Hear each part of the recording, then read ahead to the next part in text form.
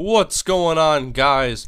Almost ready now to start the wildcard playoffs, but first, I wanted to show you guys how our rookies did and how some others did throughout the season. Now, we'll first look at our first round pick, Nate Potter, left tackle out of Boise State. Need a guy that can stay around for a long time to anchor that left side of the line.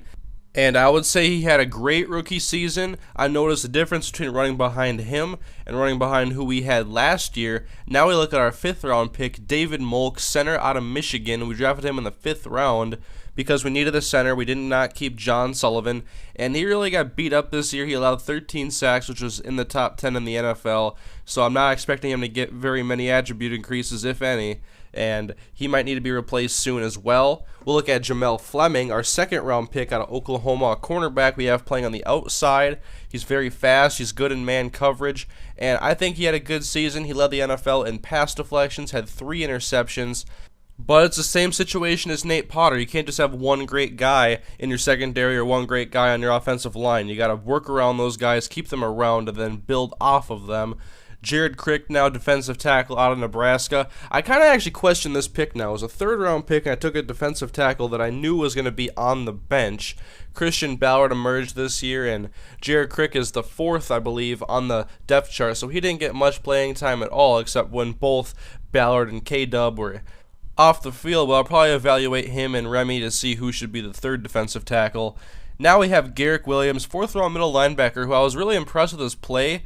But just like last year, E.J. Henderson got hurt a number of times, as did Garrick Williams this season and Donald Butler. So we've ran with 3 different middle linebackers. Add Xavier Adibi to that list, who is probably one of the most consistent players on this team. But he is a 3rd stringer, and I would need Garrick Williams or Donald Butler to really solidify that starting position, or we're going to have to find somebody else. And now we have Dyrell Roberts, 6th round draft pick out of Virginia Tech to play wide receiver. We picked up Plaxico Burress. He played very well this season. And Dyrell just pretty much got buried on the depth chart with guys like Noel Devine stepping up for Percy Harvin, and Devin Aroma should do, and Emmanuel Arsenault catching a lot of passes. Roberts doesn't have a very high potential, so we'll see how much longer he sticks around. And finally, Kenyon Barner, our 7th round draft pick out of Oregon, that we got mainly to be a return specialist, and he did all right this season, 1 touchdown, but I think I'm going to have him battle with somebody next year in preseason. Maybe pick up somebody in the 7th round or some guy that's undrafted. We'll see what happens anyways. I always like doing these little position battles, especially at things like returner. And here you can see his return stats. Had a decent year, nothing too exciting, but he did get us some good field position on punts, and that's what I mainly remember about him. And now we'll check out some other players. Here's Brandon Whedon. It should be Brandon Whedon. And he was drafted 2nd overall in this draft, actually. Luck was not the first quarterback taken. And he was the AFC's Rookie of the Year. So he had 13 touchdowns to 9 interceptions, 2,022 yards. Not a great statistical season, but maybe the Browns have something good going.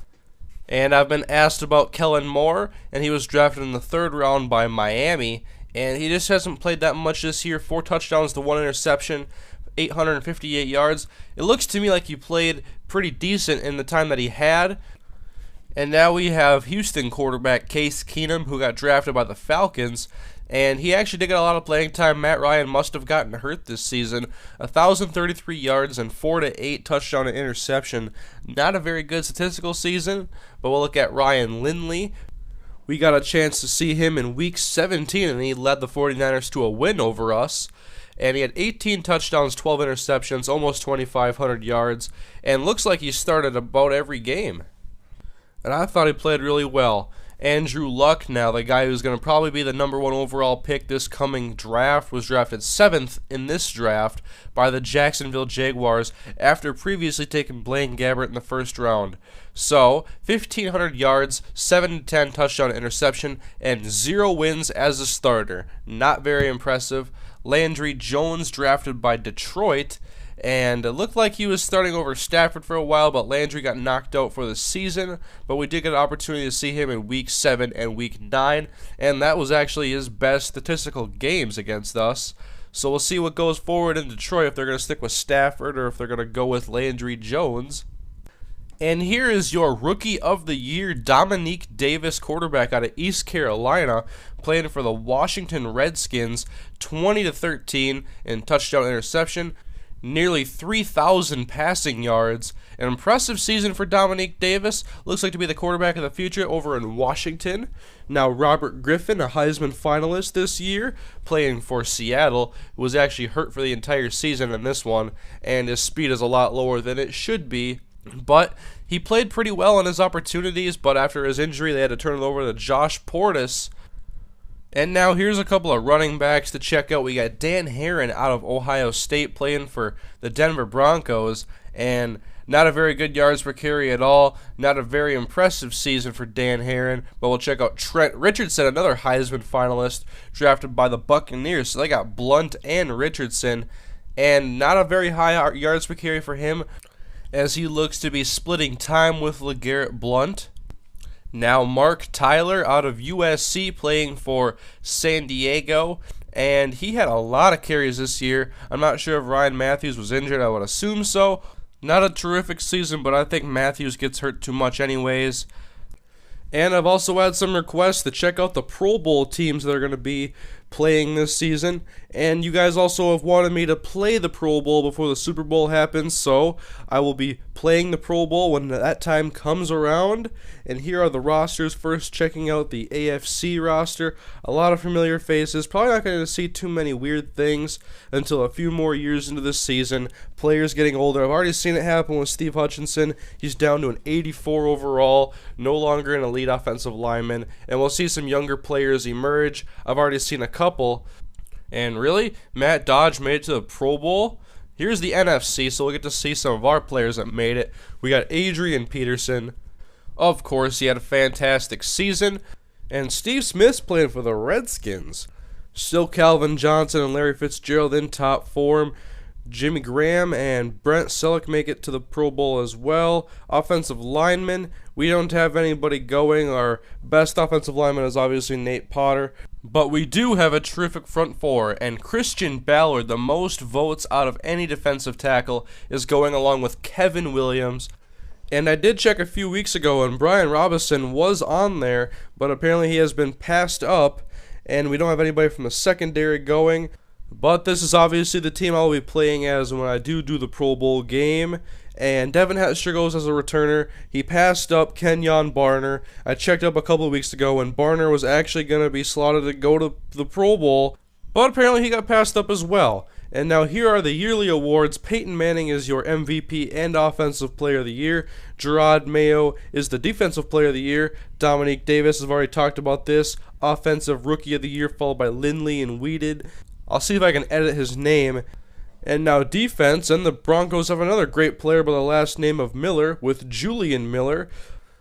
And Peyton Manning is going to be the best quarterback of the year. Best running back is actually going to go to Rashard Mendenhall. He did have more touchdowns than Adrian Peterson by 6. Adrian had more yards. Best receiver goes to Wes Welker, who was actually in the top 5 voting for MVP award, which would have been pretty sweet to see a wide receiver win that award. Best offensive lineman, guys that are all great. The Saints are absolutely spoiled to have Jari Evans and Carl Nix, 2 fantastic guards. Best linebacker, Gerard Mayo, and Darryl Smith behind him, and Sam Acho coming out of nowhere out of Texas, and he's in the top 5. Best DB, Asamoah and Revis are on there, but they're towards the bottom. Terrell Thomas on top. Best kicker goes to Connor Barth, and Orlando Mara. I see him in the top 5. I just laugh because of that missed kick he had against the Vikings. Tomlin is your coach of the year, and next episode will be Wild Card Weekend against the St. Louis Rams. I know you guys are anxious for the playoffs to start, and I plan on bringing that episode to you guys real soon. But quickly, here are a couple videos for you guys to check out. On top was the last episode I posted, which was the final statistics. It shows my Vikings, and it shows the entire NFL and the league leaders. And on the bottom, we have Week 17, our last game we played against the San Francisco 49ers. But now it's time for the playoffs, so next episode will be against the St. Louis Rams, and I will see you guys later.